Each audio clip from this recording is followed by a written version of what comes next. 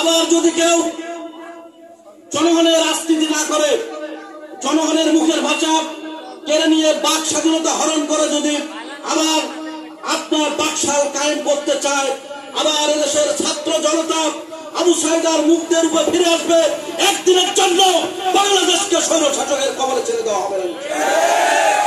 সংগ্রামী সাথী ও বন্ধুগণ,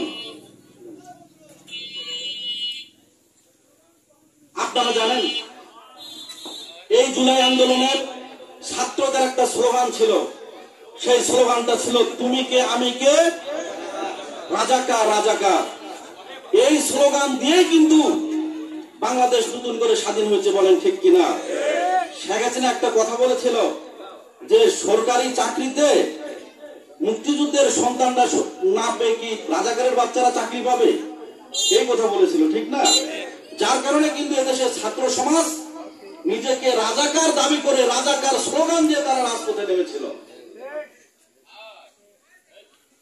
আজকে আমরা দেখতে পাচ্ছি নতুন করে বাংলাদেশে রাজাকার তকমা দিয়ে আবার বাংলাদেশে জামাত ইসলামের বিরুদ্ধে একটা ষড়যন্ত্র শুরু হয়েছে, বলেন ঠিক কিনা?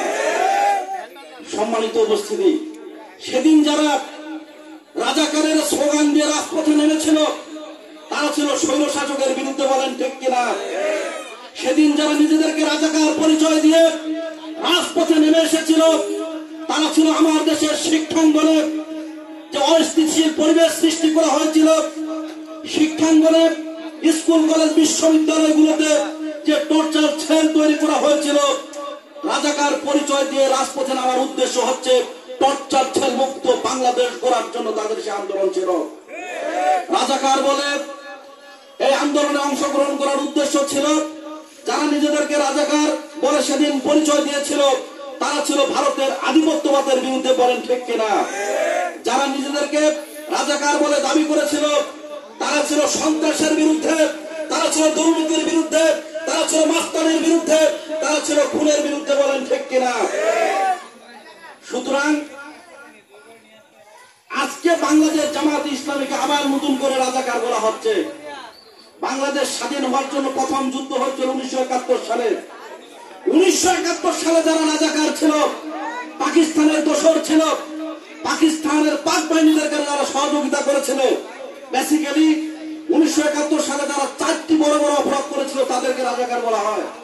এই 4টি অপরাধ হচ্ছে খুন, অগ্নিসংযোগ, ধর্ষণ, এরপরে হচ্ছে আপনার অপহরণ। এই 4টি কাজ যারা করেছিল তাদেরকে বলা হয় রাজাকার। 1971 সালে দেশ স্বাধীনের পর 1972 সালে রাজাকারদের বিচার করার জন্য দালাল আইন নামে নতুন আইন তৈরি করে সারা দেশে প্রায় 3000-এর মতো মামলা হয়েছে রাজাকারদের বিচার করার জন্য।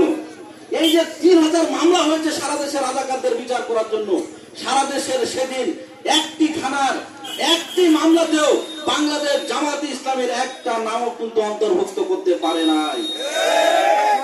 সেই দালাল আইন প্রমাণ করে বাংলাদেশ জামাত ইসলামী মুক্তিযুদ্ধের সময় এই ধরনের মানবাধিকার বিরোধী কোনো কাজে অংশগ্রহণ করে নাই। আল্লামা দেলাওয়ার হোসেন সাঈদী সংসদে দাঁড়িয়ে তিনি বলেছেন, আমাকে যারা রাজাকার বলবে তারা হচ্ছে পিতৃ পরিচয়হীন অবৈধ সন্তান। তিনি চ্যালেঞ্জ করেছিলেন পার্লামেন্টে, তার চ্যালেঞ্জ কিন্তু কেউ গ্রহণ করতে পারে নাই, বলেন ঠিক কিনা? কিন্তু তারপরেও অবৈধ ক্ষমতার দাপট দেখে শেষ পর্যন্ত তাকে 12 বছর জেলখানায় রেখে আপনার হাসপাতালে তাকে হত্যা করা হয়েছে, বলেন ঠিক কিনা? সম্মানিত উপস্থিতি, বাংলাদেশ জামাত ইসলামী আমাদেরকে বলা হয় পাকিস্তানের দোসর। এখন একটা নতুন করে স্লোগান দেওয়া হচ্ছে জামাত শিবির রাজাকার, এই মুহূর্তে বাংলা ছাড়। আচ্ছা, বাংলাদেশ জামাত ইসলামী এই দেশে প্রতিষ্ঠিত হওয়ার আজকে প্রায় 84 বছর পার হয়ে যাচ্ছে। এই 84 বছরে বাংলাদেশ থেকে যারা পালিয়ে গেছে, অনেক দলের রাজনৈতিক নেতৃবৃন্দ কিন্তু বিদেশে পালিয়ে গেছে, বলেন ঠিক কিনা? কিন্তু জামাতের কি কোন নেতা বিদেশে পালিয়ে গেছে? পাকিস্তানে পালিয়ে গেছে? যায় নাই কিন্তু। সুতরাং আমাদের বিরুদ্ধে এই অপবাদ দিয়ে নতুন করে ধূম্রজাল সৃষ্টি করে বাংলাদেশের মানুষকে আপনার বাংলাদেশের মানুষকে ভুলানোর দিন কিন্তু শেষ হয়ে গেছে, বলেন ঠিক কিনা?